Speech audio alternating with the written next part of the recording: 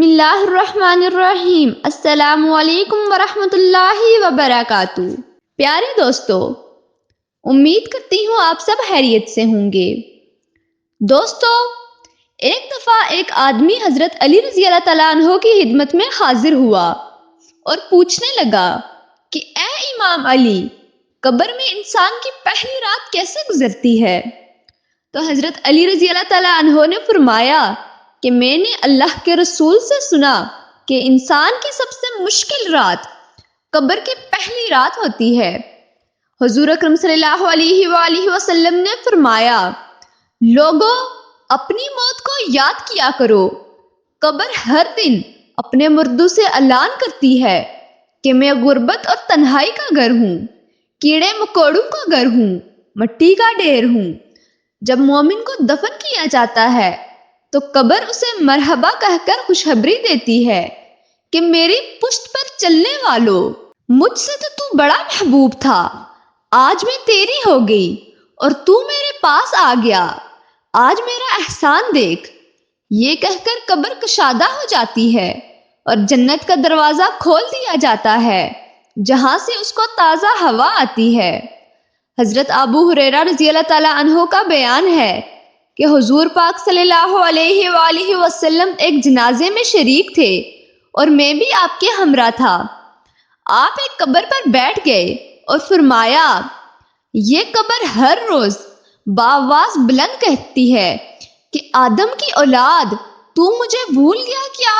تجھے یہ معلوم نہیں کہ میں تنہائی کا گھر، غربت کا گھر، وحشت کا گھر اور کیڑے مکوڑوں کا گھر ہوں؟ مگر اللہ جس کے لیے ایک شادگی کا حکم فرمائے گا، میں اس کے لیے ایک شادہ ہو جاؤں گی۔ اس کے بعد آپ صلی اللہ علیہ وآلہ وسلم نے فرمایا، اے قبر، تو یا تو جنت کا چمن ہے یا تو پھر آگ کا ایک تندور ہے۔ حضور پاک صلی اللہ علیہ وآلہ وسلم نے فرمایا کہ مردہ جب قبر میں رکھا جاتا ہے تو قبر اسے کہتی ہے، اے ابن آدم، تو ہلاک ہو، تجھے کس چیز نے مجھ سے دور رکھا؟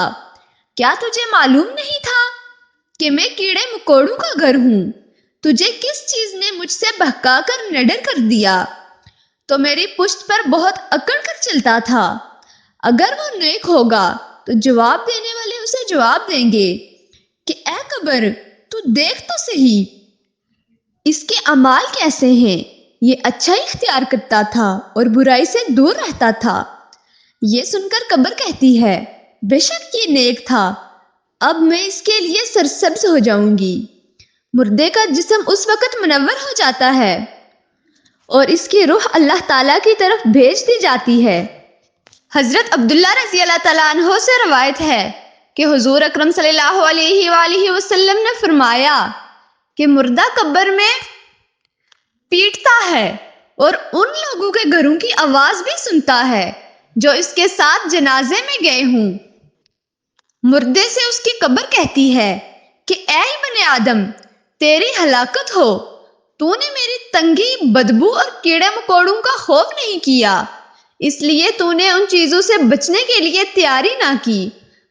بدعمال مردے سے قبر کہتی ہے کہ تو نے میری تاریکی، میری وحشت، میری تنہائی اور تنگی، میرا غم تجھے یاد نہیں رہا۔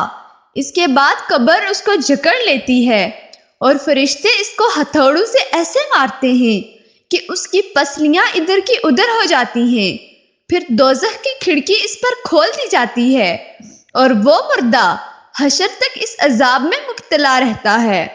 مرنے کے بعد ہر مردے کو صبح اور شام کو اس کا ٹھکانہ دکھایا جاتا ہے۔ فرشتے جنتی کو جنت دکھا کر خوشخبری دیتے ہیں اور دوزخی کو دوزخ دکھا کر اس کی حسرت اڑاتے ہیں۔ اللہ تعالیٰ سے دعا ہے کہ ہم سب کو مرنے سے پہلے مرنے کی تیاری کرنے کی توفیق عطا فرمائے۔ آمین ثم آمین۔